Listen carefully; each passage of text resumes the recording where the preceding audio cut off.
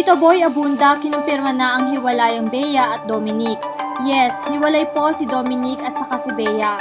Kung tama ang aking source, si Bea ay isinauli na ang kanyang engagement ring. Ang nag-volunteer sa nanay ni Bea na okay ang prenup ay si Dominic. Nakumpirma na nga ni Tito Boy Abunda na hiwalay na nga sina Bea Alonzo at Dominic Roque. Matapos ibinalita ng King of Talk na si Boy Abunda, mga nakaraang linggo marami na ang haka-haka na tila'y hiwalay na ang soon-to-be Mr. and Mrs. Roque.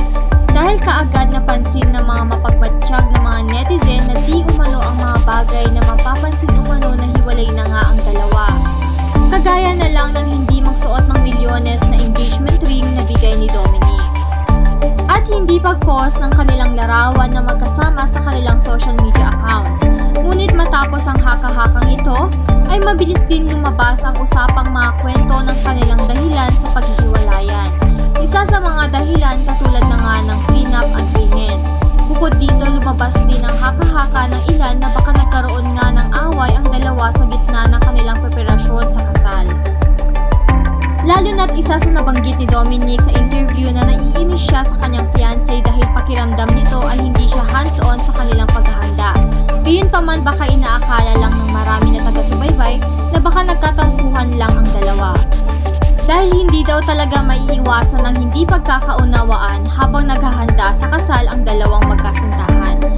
Ngunit ikinagulat na nga ng marami na kinumpirma na nga ng King of Talk na si Tito Boy Abunda sa Fast Talk with Boy Abunda.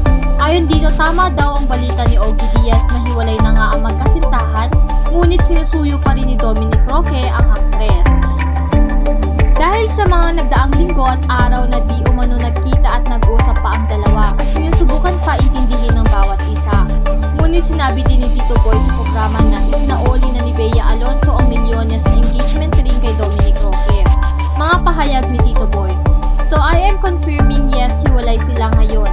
Last night or 2 nights ago, nag-usap yung dalawa. Ano ang status? Wala. I think kung tama ang aking source, Bea isinauli na ang kanyang engagement ring. Sa kabilang banda, nilinaw naman ni Tito Boy, ang isa sa mga tinutukoy na dahilan ng hiwalayan ay tungkol sa prenuptial agreement. Ayon kay Tito Boy, ikinagulat nga niya ang balita dahil sa pagkakaalam niya raw ay si Dominic pa ang nag-volunteer sa nanay ni Bea na gawin ito. Mga pahayag ni Tito Boy, yung prenup po medyo na-shock po ako kasi ang pagkakaalam ko po many months ago na pag-usapan ho ito sa aking pagkakaalam, and I'd like to confirm this with my friends, my sources, because when this was being talked about, yung prenup po, ang nag-volunteer sa nanay ni Bea na okay ang prenup ay si Dominic. So I don't think it was an issue unless nabago po yung kwento. Samantala, naglabas naman si Tito Boy tungkol sa below the belt na mga komento ng mga ilan tungkol kina Bea at Dominic. Dahil may ilang nagsasabi na baka raw talaga si Bea daw ang may problema dahil nahahantong sa hiwalayan ang lahat ng mga naging karelasyon nito. Below the belt na ang mga nagsasabi, mas okay na naghiwalay ang dalawa dahil hindi bagay ang dalawa dahil malayo ang agwat ng buhay nito sa aktres. Ayon kay Tito Boy, sana kahit may kalayaan magbigay ng sariling opinyon o mga pahayag ng mga bawat isa, mas piliin nito ang mga magagandang salita. Ito ako, dyan muna tayo sa hiwalay. So I am confirming, yes, that hiwalay sila ngayon at last night or 2 nights ago, nag-usap yung dalawa. Ano ang status? Wala. I think kung tama ang aking source, Bea ay isinuli na ang kanilang engagement ring. But are they hoping? Ako, ang hula ko is yes. Kasi hindi naman, you don't say tomorrow I'm going. Noong February 3, 2024 sa Ogie Diaz Showbiz Update, ito ang pahayag ni Ogie. Sabi ng isa kong source, wala na sila, hiwalay na sila. Yun nga ang sabi sa akin ng source, sinusuyo pa rin ni Dominic Roque si Bea Alonzo para sila ay magkaayos. At kay Christopher Min sa Showbiz Now na noong February 7, 2024, ayon sa aming source, pinaimbestigahan ko sa pamilya ni Bea Alonzo kung ano ba talaga ang trabaho ni Dominic Roque. Ang sabi, meron siyang business at nakatira siya sa isang super pangmayaman na kondo.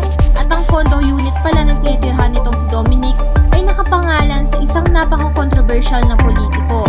Politiko ang sinabi ko, lalaki ha? At kasabay ng araw na iyon sa Facebook Live ni Sian Gaza, ito palang si lalaki, grabe pala, nauubos pala ang pera ni babae. Well, Well, sabi nila pag true love, gagastusan mo. Yan ang sabi, pero grabe raw eh.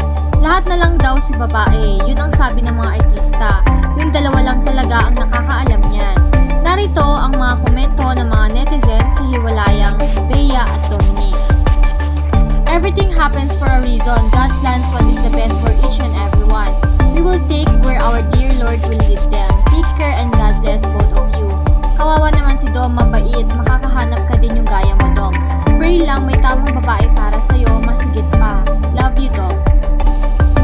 For sure is for her career. Girl, you're not getting any younger, more celebrity younger than you, and more sexy and prettier, just saying. Hay naku, si Bea talaga may problema. Masyado kasi siya perfectionist. Grabe ang problema siguro nila. Saka si Bea balak maging matandang dalaga na lang. Kasi lahat BF niya walang ending, hiwalay. Anong masasabi nyo sa hiwalayang Dominic at Bea? Comment down your thoughts below. Don't forget to like and subscribe for more latest trending news from us. And thank you for watching!